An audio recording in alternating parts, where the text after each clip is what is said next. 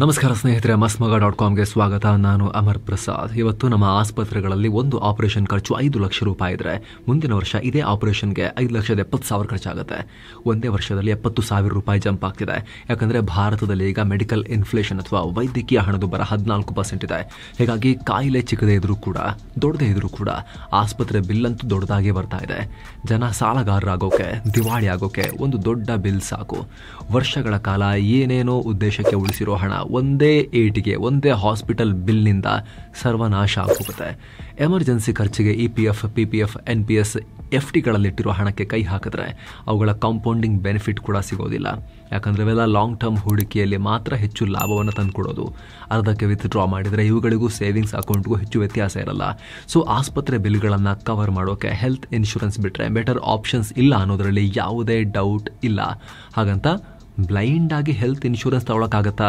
ಎಷ್ಟೋ ಸಲ ಆಸ್ಪತ್ರೆ ಸೇರಿ ಇನ್ಶೂರೆನ್ಸ್ ಕ್ಲೇಮ್ ಮಾಡ್ಕೊಳ್ಳೋ ಟೈಮ್ ಬಂದಾಗ ಈ ಟ್ರೀಟ್ಮೆಂಟ್ನ ನಿಮ್ಮ ಪಾಲಿಸಿ ಕವರ್ ಮಾಡಲ್ಲ ಅಂತ ಹೇಳಿಬಿಟ್ಟಿರೋದು ಕೂಡ ತುಂಬ ಸರಿ ನೀವು ಕೇಳಿರ್ಬೋದು. ಟರ್ಮ್ಸ್ ಆ್ಯಂಡ್ ಕಂಡೀಷನ್ಸ್ ಮುಂದಿಟ್ಕೊಂಡು ಆಟ ಆಡಿರೋದು ಕೂಡ ಕೇಳಿರ್ಬೋದು. ಇದೇ ಕಾರಣಕ್ಕೆ ಹೆಲ್ತ್ ಇನ್ಶೂರೆನ್ಸ್ ಪ್ಲಾನ್ಗಳ ಬಗ್ಗೆ, ಟರ್ಮ್ಸ್ ಆ್ಯಂಡ್ ಕಂಡೀಷನ್ಸ್ನಲ್ಲಿ ಏನಿರುತ್ತೆ ಅನ್ನೋದ್ರ ಬಗ್ಗೆ ಪ್ರತಿಯೊಬ್ಬರಿಗೂ ಕ್ಲಾರಿಟಿ ಇರೋದು ಅನಿವಾರ್ಯ. ಈ ವಿಡಿಯೋನಲ್ಲಿ ಅಂತ ಒಂದಷ್ಟು ವಿಚಾರಗಳನ್ನು ನೋಡ್ತಾ ಹೋಗೋಣ. ಕಡೆ ತನಕ ಮಿಸ್ ಮಾಡಿದೆ ನೋಡಿ ಸ್ನೇಹಿತರೆ. ಮೊದಲನೇದಾಗಿ ಕವರೇಜ್. ಇನ್ಶೂರೆನ್ಸ್ನಲ್ಲಿ ಯಾವಾಗಲೂ ಕೂಡ ಐಡಿಯಲ್ ಕವರೇಜ್ ಇರಬೇಕು ಅಂತ ಹೇಳ್ತಾರೆ. ಅಂದರೆ ಎಷ್ಟಕ್ಕೆ ಇನ್ಶೂರೆನ್ಸ್ ಮಾಡಿಸಿದ್ರೆ ಸಾಕಾಗುತ್ತೆ ಅನ್ನೋದೇ ಐಡಿಯಲ್ ಕವರೇಜ್. ಯಾಕಂದರೆ ಬೆಂಗಳೂರಿನ ಆಸ್ಪತ್ರೆಗಳಲ್ಲಿ ಒಂದು ರೇಟ್ ಇದ್ರೆ, ಮಲೆನಾಡು, ಗಡಿ ಜಿಲ್ಲೆ, ಬಯಲುಸೀಮೆ ಆಸ್ಪತ್ರೆಗಳಲ್ಲಿ ಅಲ್ಲೊಂದು ರೇಟ್ ಇರುತ್ತೆ. ಅಲ್ಲಿ 2 ಲಕ್ಷಕ್ಕೆ ಮುಗಿಯೋ ಆಪರೇಷನ್ಗೆ ಬೆಂಗಳೂರಲ್ಲಿ 10 ಲಕ್ಷ ರೂಪಾಯಿ ಬೇಕಾಗಬಹುದು. ಇದರ ಅರ್ಥ ನಿಮ್ಮ ಐಡಿಯಲ್ ಕವರೇಜ್ ನೀವು ವಾಸಿಸೋ ಸ್ಥಳದ ಮೇಲೆ ಡಿಪೆಂಡ್ ಆಗುತ್ತೆ. ಆ ಜಾಗದ ಆವರೇಜ್ ಕಾಸ್ಟ್ ಎಷ್ಟಿದೆ, ಅಲ್ಲಿ ಹಾರ್ಟ್ ಸರ್ಜರಿಗೆ, ಕ್ಯಾಟರಾಕ್ಟ್ಗೆ ಅಥವಾ ನಿಮ್ಮ ಅಗತ್ಯ ಇರೋ ಯಾವುದೇ ಟ್ರೀಟ್ಮೆಂಟ್ಗೆ ಆವರೇಜ್ ಖರ್ಚು ಎಷ್ಟಾಗುತ್ತೆ ಅನ್ನೋದನ್ನ ಪಾಲಿಸಿ ತಗೊಳ್ಳೋಕೆ ಮುಂಚೆ ತಿಳ್ಕೊಂಡಿರಬೇಕು. ಇದು ಮೊದಲನೇ ಫ್ಯಾಕ್ಟರ್. ಎರಡನೇದು ನಿಮ್ಮ ಹೆಲ್ತ್ ಕಂಡೀಷನ್. ಈಗ ಆಲ್ರೆಡಿ ನೀವು ಕೆಲವು ಆರೋಗ್ಯ ಸಮಸ್ಯೆಗಳಿಂದ ಬಳಲ್ತಾ ಇದ್ರೆ, ಆಸ್ಪತ್ರೆ ಸೇರೋ ಸಾಧ್ಯತೆ ನಾರ್ಮಲ್ ಜನರಿಗಿಂತ ಜಾಸ್ತಿ ಇದ್ರೆ ಹೆಲ್ತ್ ಇನ್ಶೂರೆನ್ಸ್ ಕವರೇಜ್ ಕೂಡ ದೊಡ್ಡ ತಗೋಬೇಕು, ಜಾಸ್ತಿ ತಗೋಬೇಕು. ಹಾಗೆ ಸುಮ್ಮನೆ ರಫ್ ಎಸ್ಟಿಮೇಷನ್ ಹೇಳೋದಾದ್ರೆ ಮಕ್ಕಳಿಗೆ ಸುಮಾರು 5 ಲಕ್ಷ ರೂಪಾಯಿನಾದ್ರೂ ಮಿನಿಮಮ್ ಬೇಕು. ದೊಡ್ಡವರಾದ್ರೆ 10 ಲಕ್ಷ ರೂಪಾಯಿನಾದ್ರೂ ಕೂಡ ಮಿನಿಮಮ್ ಕವರೇಜ್ ಇದ್ರೆ ಬೆಟರ್. ನಮ್ಮ ಈ ವಿಡಿಯೋದ ಪಾರ್ಟ್ನರ್ಸ್ ಆಗಿರೋ ಪಾಲಿಸಿ ಬಜಾರ್ ವೆಬ್ಸೈಟ್ ನೀವು ಓಪನ್ ಮಾಡಿದ್ರೆ ನಿಮ್ಮ ಪೂರ್ತಿ ಹೆಸರು, ವಯಸ್ಸು ಹಾಗೂ ಪ್ರೀ ಎಕ್ಸಿಸ್ಟಿಂಗ್ ಡಿಸೀಸಸ್ ಬಗ್ಗೆ ಅಲ್ಲೇ ಮಾಹಿತಿ ಕೊಟ್ಟು ಪ್ಲಾನ್ಸ್ ಚೆಕ್ ಮಾಡ್ಬೋದು. ಅಲ್ಲೇ ನಿಮಗೆ ಎಷ್ಟು ಕವರೇಜ್ ಬೇಕು ಅಂತ ಸೆಲೆಕ್ಟ್ ಮಾಡಿದ್ರೆ ಈ ರೀತಿ ಎಲ್ಲ ಕಂಪನಿಗಳ ಪ್ಲಾನ್ಗಳನ್ನು ಲಿಸ್ಟ್ ತೋರಿಸ್ತಾರೆ. 30 ವರ್ಷ ವಯಸ್ಸಿನ ಒಳಗಿರೋರಿಗೆ ಪ್ರೀ ಎಕ್ಸಿಸ್ಟಿಂಗ್ ಡಿಸೀಸಸ್ ಇಲ್ಲ ಅಂದರೆ ಆಲ್ರೆಡಿ ಯಾವುದೇ ಕಾಯಿಲೆ ಇಲ್ಲ ಅಂದರೆ 600 ರಿಂದ 700 ರೂಪಾಯಿ ಮಂತ್ಲಿ ಪ್ರೀಮಿಯಂಗೆ 10 ಲಕ್ಷ ರೂಪಾಯಿವರೆಗೆ ಕವರೇಜ್ ಸಿಗ್ಬೋದು. ಆದರೆ ಆ ಪ್ಲಾನ್ ಎಲ್ಲ ಕಾಯಿಲೆಗೂ ಕವರೇಜ್ ಕೊಡುತ್ತಾ? ಮುಖ್ಯವಾಗಿ ನಾವೀಗ ಹೇಳೋ ಅಂಶಗಳು ಆ ಪಾಲಿಸಿಯಲ್ಲಿ ಇದೆಯಾ ಅಂತ ನೋಡ್ಕೋಬೇಕು ನಾವು. ಖರ್ಚಿಲ್ಲದೆ ಟ್ರೀಟ್ಮೆಂಟ್. ಸ್ನೇಹಿತರೆ, ಕೆಲ ಇನ್ಶೂರೆನ್ಸ್ ಕಂಪನಿಗಳು ಆಸ್ಪತ್ರೆಗಳೊಂದಿಗೆ ಟೈಅಪ್ ಮಾಡಿಕೊಂಡು ಕ್ಯಾಶ್ಲೆಸ್ ಬೆನಿಫಿಟ್ಸ್ ಕೊಡ್ತವೆ. ನೀವು ಕ್ಯಾಶ್ಲೆಸ್ ಪಾಲಿಸಿ ತಗೊಂಡಿದ್ರೆ ಆ ಆಸ್ಪತ್ರೆಗೆ ನೀವು ಇನ್ಶೂರೆನ್ಸ್ ಕಾರ್ಡ್ ಹಿಡ್ಕೊಂಡು ಹೋದ್ರೆ 1 ರೂಪಾಯಿನೂ ಖರ್ಚು ಮಾಡದೆ ಫ್ರೀ ಟ್ರೀಟ್ಮೆಂಟ್ ತಗೊಂಡ್ಬರ್ಬೋದು. ಸೊ ನೀವು ಹಳ್ಳಿಯವರೇ ಆಗಿದ್ರು, ಬೆಂಗಳೂರು, ಮೈಸೂರಿನಂತ ನಗರದಲ್ಲಿ ಕೆಲಸ ಮಾಡ್ತಾ ಇದ್ರೆ ವರ್ಕಿಂಗ್ ಅಡ್ರೆಸ್ನೇ ಕೊಟ್ಟು ನೆಟ್ವರ್ಕ್ ಹಾಸ್ಪಿಟಲ್ಸ್ ಅಲ್ಲಿ ಕ್ಯಾಶ್ಲೆಸ್ ಟ್ರೀಟ್ಮೆಂಟ್ ಪಡ್ಕೋಬಹುದು. ಫ್ಯಾಮಿಲಿ ಫ್ಲೋಟರ್ ಒಳ್ಳೇದಾ? ಇನ್ಶೂರೆನ್ಸ್ ತಗೊಳ್ಳೋರ ದೊಡ್ಡ ಕನ್ಫ್ಯೂಷನ್ ಅಂದ್ರೆ ಫ್ಯಾಮಿಲಿ ಫ್ಲೋಟರ್ ತಗೋಬೇಕಾ ಅಥವಾ ಒಬ್ಬೊಬ್ಬರಿಗೂ ಪ್ರತ್ಯೇಕ ಇನ್ಶೂರೆನ್ಸ್ ತಗೋಬೇಕಾ? ಫ್ಯಾಮಿಲಿ ಫ್ಲೋಟರ್ ಅಂದ್ರೆ ಏನು? ಮನೆಯವರೆಲ್ಲರಿಗೂ ಕವರೇಜ್ ಸಿಗುತ್ತೆ. ಜೊತೆಗೆ 3-4 ಪಾಲಿಸಿಗಳಿಗೆ 3-4 ಸಪರೇಟ್ ಪ್ರೀಮಿಯಂ ಕಟ್ಟೋದ್ರ ಬದಲು ಫ್ಯಾಮಿಲಿ ಫ್ಲೋಟರ್ ತಗೊಂಡು ಒಂದೇ ಪ್ರೀಮಿಯಂ ಕಟ್ಟಬಹುದು. ಆದರೆ ಇದರಲ್ಲೂ ಸಮಸ್ಯೆಗಳಿವೆ. ಮೊದಲನೇದಾಗಿ ಇನ್ಶೂರೆನ್ಸ್ ಕಂಪನಿಗಳು ಫ್ಯಾಮಿಲಿ ಫ್ಲೋಟರ್ ಪ್ಲಾನ್ಗೆ ಪ್ರೀಮಿಯಂ ಫಿಕ್ಸ್ ಮಾಡುವಾಗ ಮನೆಯಲ್ಲಿ ದೊಡ್ಡವರು ಯಾರಿರ್ತಾರೆ ಅವರ ಹೆಲ್ತ್ ಕಂಡೀಷನ್ಗೆ ತಕ್ಕಂತೆ ಫಿಕ್ಸ್ ಮಾಡ್ತಾರೆ. ಸಾಮಾನ್ಯವಾಗಿ ವಯಸ್ಸಾಗಿರೋರಿಗೆ ಪ್ರೀ ಎಕ್ಸಿಸ್ಟಿಂಗ್ ಡಿಸೀಸಸ್ ಇರ್ಬೋದು, ಡಯಾಬಿಟೀಸ್, BP ಇರ್ಬೋದು. ಹಾಗಾಗಿ ಪ್ರೀಮಿಯಂ ಜಾಸ್ತಿ ಆಗಿ ಹೋಗುತ್ತೆ. ಸೊ ಫಿಟ್ ಅಂಡ್ ಫೈನ್ ಆಗಿರೋ ಮಕ್ಕಳು ಜಾಸ್ತಿ ಪ್ರೀಮಿಯಂ ಕಟ್ಟಬೇಕಾಗತ್ತೆ. ಫ್ಯಾಮಿಲಿ ಫ್ಲೋಟರ್ ತಗೊಳ್ಳೋದೇ ಆಗಿದ್ರೆ ನಿಮ್ಮ ತಂದೆ ತಾಯಿಗೆ ಸಪರೇಟ್ ಹಾಗೂ ನಿಮಗೆ, ಮಕ್ಕಳಿಗೆ ಮತ್ತು ನಿಮ್ಮ ಪಾರ್ಟ್ನರ್ಸ್ಗೆ ಸಪರೇಟ್ ಆಗಿ ನೀವು ಪ್ಲಾನ್ ಮಾಡ್ಕೋಬಹುದು. Terms and conditions.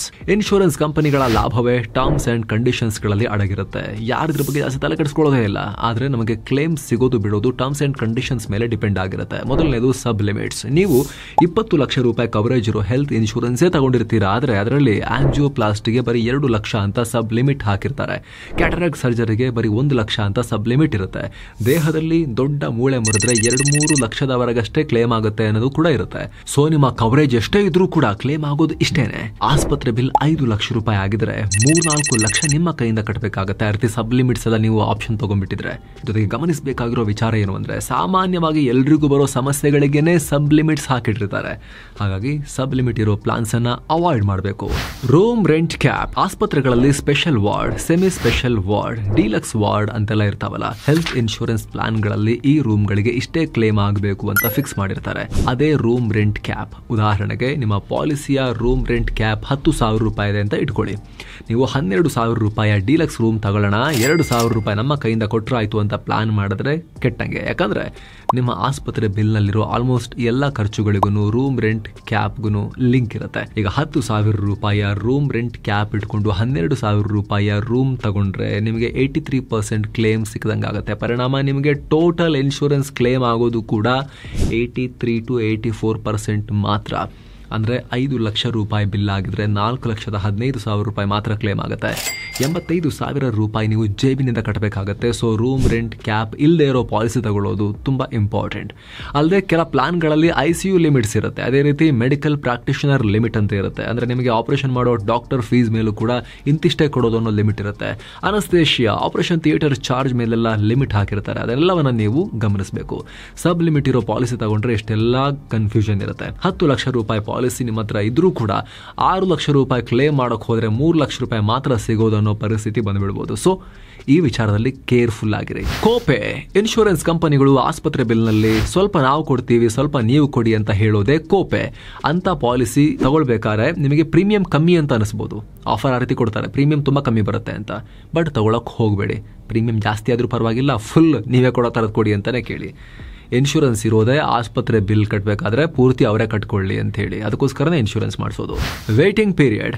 Waiting period ಅಂದ್ರೆ ನಿಮಗೆ ಗೊತ್ತಿರಬಹುದು, ಕೆಲವರಿಗೆ ಮುಂದಿನ ವಾರ ಆಪರೇಷನ್ ಬೇಕಾಗಿರುತ್ತೆ, ಆದರೆ ಅವ್ರ ಹತ್ರ ಇನ್ಶೂರೆನ್ಸ್ ಇರಲ್ಲ. ಅವ್ರು ಇವತ್ತು ಇನ್ಶೂರೆನ್ಸ್ ತಗೊಂಡು ಒಂದು ವಾರ ಬಿಟ್ಟು ಹೋಗಿ ಆಸ್ಪತ್ರೆಯಲ್ಲಿ ಕ್ಲೇಮ್ ಕೊಡಿ ಅಂತ ಕೇಳ್ತಾರೆ. ಅಂತ ಕೇಸ್ಗಳನ್ನ ಅವಾಯ್ಡ್ ಮಾಡೋಕೆ ವೇಟಿಂಗ್ ಪೀರಿಯಡ್ ಇಟ್ಟಿರ್ತಾರೆ. ಇಲ್ಲಿ ಆಪರೇಷನ್ ಮಾಡಿಸ್ಕೊಳ್ಳೋದೇನೋ ಪ್ಲಾನ್ ಮಾಡ್ಬೋದು, ಆದರೆ ಆಕ್ಸಿಡೆಂಟ್ ಆಗೋದನ್ನ ಪ್ಲಾನ್ ಮಾಡೋಕ್ಕಾಗತ್ತಾ? ಇಲ್ಲ. ಇವತ್ತು ಪಾಲಿಸಿ ತಗೊಂಡು ನಾಳೆನೇ ಆಕ್ಸಿಡೆಂಟ್ ಆಗ್ಬೋದಲ್ವಾ? ಸೊ ನೀವು ಇನ್ಶೂರೆನ್ಸ್ ತಗೊಳ್ಳುವಾಗ ಫ್ರಮ್ ಡೇ 1 ಪ್ರೀ ಎಕ್ಸಿಸ್ಟಿಂಗ್ ಡಿಸೀಸಸ್ಗಳಿಗೆಲ್ಲ ವೇಟಿಂಗ್ ಪೀರಿಯಡ್ ಇರಲಿ. ಅದು ಸಹಜ, ಅವರು ಕೂಡ ಬದುಕಬೇಕು. ಇನ್ಶೂರೆನ್ಸ್ ಕಂಪನಿಯವರು ಹುಷಾರಿಲ್ಲ ಅಂತ ಇವತ್ತು ಮಾಡ್ಕೊಂಡು ನಾಳೆ ಹೋಗಿ ಕ್ಲೇಮ್ ಮಾಡಿದ್ರೆ ಕಷ್ಟ ಆಗುತ್ತೆ ಅವ್ರಿಗೂ ಕೂಡ. ಆದರೆ ಆಕ್ಸಿಡೆಂಟ್ ಕವರೇಜ್ ಡೇ 1 ಇರಬೇಕು. ಅದನ್ನು ನೋಡ್ಕೊಂಡು ತಗೊಳ್ಳಿ. ಆಕ್ಸಿಡೆಂಟ್ಗೆ ಯಾವುದೇ ವೇಟಿಂಗ್ ಪೀರಿಯಡ್ ಇರಲೇಬಾರ್ದು. ಜೊತೆಗೆ ಸಾಮಾನ್ಯವಾಗಿ ಹೆಲ್ತ್ ಪಾಲಿಸಿಗಳಲ್ಲಿ ಕ್ರಿಟಿಕಲ್ ಇಲ್ನೆಸ್ಗಳಿಗೆ ಜಾಸ್ತಿ ವೇಟಿಂಗ್ ಪೀರಿಯಡ್ ಇರುತ್ತೆ. ಅದನ್ನು ಚೆಕ್ ಮಾಡ್ಕೊಳ್ಳಿ. ಅಲ್ಲೇ ಒಂದು ವೇಳೆ ನಿಮಗೆ ಮದುವೆ ಆಗೋ ಪ್ಲಾನ್ಸ್ ಇದ್ರೆ ಮೆಟರ್ನಿಟಿ ಬೆನಿಫಿಟ್ಸ್ನೂ ಕೂಡ ಹೆಲ್ತ್ ಇನ್ಶೂರೆನ್ಸ್ ಮೂಲಕವೇ ಪಡ್ಕೋಬಹುದು. ಪಾಲಿಸಿ ಬಜಾರ್ನಲ್ಲಿ ಕೆಲ ಕಂಪನಿಗಳು 6 ತಿಂಗಳ ಗರ್ಭಿಣಿ ಸ್ತ್ರೀಗೂ ಕೂಡ ಮೆಟರ್ನಿಟಿ ಹೆಲ್ತ್ ಇನ್ಶೂರೆನ್ಸ್ ಆಫರ್ ಮಾಡ್ತೇವೆ. ಆ ಪ್ಲಾನ್ನ ವೇಟಿಂಗ್ ಪೀರಿಯಡ್ 3 ತಿಂಗಳ ಒಳಗಿರುತ್ತೆ. ಸೊ ಡೆಲಿವರಿ ಟೈಮ್ನಲ್ಲಿ ಕ್ಲೇಮ್ಸ್ ಪಡ್ಕೋಬಹುದು. ಅದನ್ನು ಕೂಡ ಮೈಂಡಲ್ಲಿ ಇಟ್ಕೊಂಡಿರಿ ಸ್ನೇಹಿತರೆ. ಅಲ್ಲದೆ ನಿಮಗೆ ಈಗ ಆಲ್ರೆಡಿ ಡಯಾಬಿಟೀಸ್, ಹೃದಯಕ್ಕೆ ಸಂಬಂಧಪಟ್ಟ ಸಮಸ್ಯೆಗಳಿದ್ರೆ ವೇಟಿಂಗ್ ಪೀರಿಯಡ್ 3-4 ವರ್ಷನೂ ಇರ್ಬೋದು. ಅಲ್ಲಿವರೆಗೆ ನಿಮಗೆ ಹಾರ್ಟ್ ಆಪರೇಷನ್ ಆದರೂ ಕೂಡ ಕ್ಲೇಮ್ ಆಗಲ್ಲ. ಅದಕ್ಕೆ ಏನು ಮಾಡಬೇಕು? ಫಿಟ್ ಆ್ಯಂಡ್ ಫೈನ್ ಆಗಿದ್ದಾಗಲೇ, ಯಂಗ್ ಆಗಿದ್ದಾಗಲೇ, ಗಟ್ಟಿಮುಟ್ಟಾಗಿರುವಾಗಲೇ, ಆರೋಗ್ಯ ಚೆನ್ನಾಗಿರಬೇಕಾದ್ರೇ ಹೆಲ್ತ್ ಇನ್ಶೂರೆನ್ಸ್ ತಗೊಂಡು ಆ ಭದ್ರತೆಯ ಬೇಲಿಯನ್ನು ಮೊದಲು ನಮ್ಮ ಸುತ್ತ ಹಾಕೋಬೇಕು, ಆಸ್ಪತ್ರೆ ಬಿಲ್ಲಿಂದ ಬಚಾವಾಗೋಕೆ.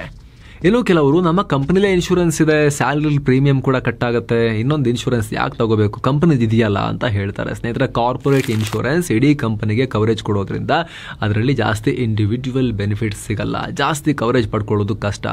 ಅಲ್ಲದೆ ನೀವೊಂದು ವೇಳೆ ಜಾಬ್ ಬಿಟ್ಟರೆ ನಿಮ್ಮ ಲಾಸ್ಟ್ ವರ್ಕಿಂಗ್ ಡೇನೇ ಇನ್ಶೂರೆನ್ಸ್ ಕವರೇಜ್ನ ಲಾಸ್ಟ್ ಡೇ ಆಗುತ್ತೆ. ಹಾಗಾಗಿ ಇಂಡಿವಿಜುವಲ್ ಪಾಲಿಸಿ ತುಂಬ ಇಂಪಾರ್ಟೆಂಟ್. ಸೊ ಫ್ರೆಂಡ್ಸ್, ನೀವು ಇನ್ನೂ ಕೂಡ ಹೆಲ್ತ್ ಇನ್ಶೂರೆನ್ಸ್ ಮಾಡಿಸಿಲ್ಲ ಅಂದರೆ, ಮಾಡಿಸೋ ಐಡಿಯಾ ಇದ್ರೆ ಡಿಸ್ಕ್ರಿಪ್ಷನಲ್ಲಿ ಪಿನ್ ಮಾಡಿರೋ ಕಾಮೆಂಟ್ನಲ್ಲಿ ನಾವು ಲಿಂಕನ್ನು ಕೊಟ್ಟಿರ್ತೀವಿ. 25% ವರೆಗೂ ಡಿಸ್ಕೌಂಟ್ ಸಿಗುತ್ತೆ. ನೀವು ಕೆಲವೇ ಬೇಸಿಕ್ ಡೀಟೇಲ್ಸ್ ಹಾಕಿ ಅಪ್ಲೈ ಮಾಡ್ಬೋದು. ಆ ಲಿಂಕ್ ಮೂಲಕ ವೆಬ್ಸೈಟ್ನಲ್ಲಿ ಹೋಗ್ತಿದ್ದ ಹಾಗೆ ಫಿಲ್ಟರ್ ಆಪ್ಷನ್ ಕ್ಲಿಕ್ ಮಾಡಿದ್ರೆ ಅಲ್ಲಿ ನೋ ರೂಮ್ ರೆಂಟ್ ಆಪ್ಷನ್ ಇರುತ್ತೆ. ಅದ್ರ ಮೇಲೆ ಕ್ಲಿಕ್ ಮಾಡಿದ್ರೆ ರೂಮ್ ರೆಂಟ್ ಇಲ್ದಿರೋ ಪ್ಲಾನ್ಸೇ ನಿಮಗೆ ಡಿಸ್ಪ್ಲೇ ಆಗುತ್ತೆ. ಕೇರ್ ಟ್ರೀಟ್ಮೆಂಟ್ ಅನ್ನೋ ಆಪ್ಷನ್ ಕ್ಲಿಕ್ ಮಾಡಿದ್ರೆ ಡೇ ಕೇರ್ ಟ್ರೀಟ್ಮೆಂಟ್ ಸಿಗುತ್ತೆ. ಅದೇನು ಅಂದರೆ ಕೆಲ ಆಪರೇಷನ್ಗಳಿಗೆ ಬೆಳಿಗ್ಗೆ ಅಡ್ಮಿಟ್ ಆಗಿ ಆಪರೇಷನ್ ಮಾಡಿಸ್ಕೊಂಡು ಸಂಜೆ ಡಿಸ್ಚಾರ್ಜ್ ಆಗಿ ಹೋಗ್ಬೋದು. ಆದರೆ ಕೆಲ ಇನ್ಶೂರೆನ್ಸ್ ಕಂಪನಿಗಳು 24 ಗಂಟೆ ಆಸ್ಪತ್ರೆಯಲ್ಲಿದ್ದರೆ ಮಾತ್ರ ಕವರೇಜ್ ಕೊಡ್ತೀವಿ ಅಂತ ಹೇಳ್ತಾರೆ. ಈ ಆಪ್ಷನ್ ಮೇಲೆ ಕ್ಲಿಕ್ ಮಾಡಿದ್ರೆ ಅಂಥ ಪ್ಲಾನ್ಸ್ ಡಿಸ್ಪ್ಲೇ ಆಗಲ್ಲ. ಹೀಗೆ ನಿಮಗೆ ಬೇಕಾದ ಬೆನಿಫಿಟ್ಸನ್ನು ಆಯ್ಕೆ ಮಾಡಿಕೊಂಡು ಪ್ರೀಮಿಯಂ ಎಸ್ಟಿಮೇಷನ್ ಹಾಕಬಹುದು. ಕೆಲವೇ ನಿಮಿಷಗಳಲ್ಲಿ ಹೆಲ್ತ್ ಇನ್ಶೂರೆನ್ಸ್ ಪ್ಲಾನ್ಗೆ ಅಪ್ಲೈ ಮಾಡ್ಬೋದು. ಜೊತೆಗೆ ಸ್ನೇಹಿತರೆ, ನಿಮಗೆ ಇನ್ನೊಂದ್ಸಲಿ ಸಮ್ಮರೈಸ್ ಮಾಡಿ ಹೇಳಬೇಕು ಅಂತ ಹೇಳಿದ್ರೆ, ಯಾವುದಕ್ಕೂ ನೀವು ಸ್ವಲ್ಪ ಚಾರ್ಜ್ ಕೊಡಂಗಿರಬಾರ್ದು. ಅಲ್ಲಿ ಅಪ್ಲೈ ಮಾಡಿದಾಗ ನಿಮಗೆ ಎಕ್ಸ್ಪರ್ಟ್ಸ್ ಕೂಡ ಕಾಲ್ ಮಾಡಿ ನಿಮಗೆ ಹೆಲ್ಪ್ ಮಾಡ್ತಾರೆ. ನೀವು ಅಲ್ಲಿ ಎಕ್ಸ್ಪರ್ಟ್ಸ್ ಹೆಲ್ಪ್ ಕೂಡ ಪಡಿಬೋದು. ಹೆಂಗಿರಬೇಕು ಪಾಲಿಸಿ ಅಂತ ಹೇಳಿದ್ರೆ ಸ್ನೇಹಿತರೆ, ಸಿಂಪಲ್. ಟ್ರೀಟ್ಮೆಂಟ್ ತೊಗೋಬೇಕಾದ್ರೆ ನೀವು ₹1 ಕಟ್ಟಕ್ಕೆ ಅವಕಾಶ ಇರಬಾರ್ದು. ಏನೋ ಫಾರ್ಮ್ ಫಿಲ್ ಮಾಡೋಕ್ಕೆ ಪ್ರೊಸೆಸಿಂಗಿಗೆ ₹500,000 ಫೈನ್, ಅದು ಬಿಟ್ಟು ಇಷ್ಟು ಪರ್ಸೆಂಟ್ ನಾವು ಇಷ್ಟು ಪರ್ಸೆಂಟ್ ನೀವು, ಆ ರೀತಿ ಆಪ್ಷನ್ಸ್ ಇರಬಾರ್ದು. ರೂಮ್ ರೆಂಟ್ ಕಮ್ಮಿದು ಮಾತ್ರ ಸಾಕು, ಇಲ್ಲ ಎಷ್ಟು ಲಕ್ಸುರಿ ರೂಮ್ ತೊಗೊಂಡ್ರು ಕೂಡ ನಿಮ್ಗೆ ಯಾವುದೇ ಲಿಮಿಟೇಷನ್ಸ್ ಇರಬಾರ್ದು. ಜೊತೆಗೆ ವೈದ್ಯರ ಚಾರ್ಜ್, ಆಮೇಲೆ ಕನ್ಸ್ಯೂಮಬಲ್ಸ್ ಅಂತೆಲ್ಲ ಇರುತ್ತೆ, ಡ್ರಿಪ್ ಹಾಕ್ತಾರಲ್ಲ ಅದರದ್ದು, ಪೈಪ್ದು, ಸಿರಿಂಜ್ದು, ಉಪಕರಣಗಳದ್ದೆಲ್ಲ, ಅದು ಕೂಡ ಕವರ್ ಆಗೋಕ್ಕೆಲ್ಲ ಆ್ಯಡ್ ಆನ್ಸ್ ಇರ್ತವೆ. ಅದೆಲ್ಲವನ್ನ ತಗೊಳ್ಳಿ. ಎಲ್ಲ ಸೇರಿದಾಗ ನಿಮಗೆ ಮಾಮೂಲಿ ವರ್ಷಕ್ಕೊಂದು $10,000 ಬರ್ತಾ ಇದೆಯಾ, ಇದೆಲ್ಲ ಆ್ಯಡ್ ಮಾಡಿದಾಗ ಆ್ಯಡ್ ಆನ್ಸ್ಗಳನ್ನು ಇನ್ನೊಂದು ₹1,000-2,000 ಜಾಸ್ತಿ ಆಗ್ಬೋದು ವರ್ಷಕ್ಕೆ. ಆದರೆ ನಿಮಗೆ ಇನ್ಶೂರೆನ್ಸ್ ಪೀಸ್ ಆಫ್ ಮೈಂಡ್ ಕೊಡಬೇಕು, ಅಲ್ಲ ಆಮೇಲೆ ಅದು ಕವರ್ ಆಗಲ್ಲ ಇದು ಕವರ್ ಆಗಲ್ಲ ಅಂತ ಹೇಳಂಗಿರಬಾರ್ದು. ಕಂಪ್ಲೀಟ್ ಪೇಮೆಂಟ್ ಇದರಿಂದ ಆಗಿ ಹೋಗಬೇಕು. ಆ ರೀತಿದ್ದು ನೋಡಿಕೊಂಡು ನೀವು ತಗೊಳ್ಳಿ. ನಿಮಗೆ ಅಲ್ಲಿ ಕಸ್ಟಮರ್ ಕೇರ್ನವ್ರು ಕಾಲ್ ಮಾಡಿಬಿಟ್ಟು ಅವ್ರ ಹೆಲ್ಪ್ ನೀವು ತೊಗೊಳ್ತಿದ್ದೀರಂದರೆ, ಅಥವಾ ನೀವು ಇಲ್ಲ ನಮಗೆ ಏಜೆಂಟ್ ಬರಲಿ ಅವ್ರ ಹತ್ರ ನಾವು ಮುಖತಃ ಮಾತಾಡಿ ತೊಗೊಳ್ತೀನಿ ಅಂತ ಹೇಳಿದ್ರೆ ಅದಕ್ಕೂ ಕೂಡ ಆಪ್ಷನ್ಸ್ ಇರೋದು. ಅವ್ರನ್ನ ಕರೆಸ್ಕೊಂಡೇ ನೀವು ಅವ್ರ ಹತ್ರ ಈ ಎಲ್ಲ ಪ್ರಶ್ನೆಗಳನ್ನು ಮುಂದಿಟ್ಟು ನೀವು ಕಸ್ಟಮೈಸ್ ಮಾಡಿಕೊಂಡು ನೀವು ಪ್ಲಾನನ್ನು ಪರ್ಚೇಸ್ ಮಾಡ್ಬೋದು. ಡಿಸ್ಕ್ರಿಪ್ಷನಲ್ಲಿ ಪಿನ್ ಮಾಡಿರೋ ಕಾಮೆಂಟಲ್ಲಿ ಲಿಂಕ್ ಇದೆ, ಆಸಕ್ತರು ಮಿಸ್ ಮಾಡದೆ ಚೆಕ್ ಮಾಡಿ. ಮತ್ತೆ ಭೇಟಿ ಆಗ್ತಿರೋಣ. ನಮಸ್ತೆ.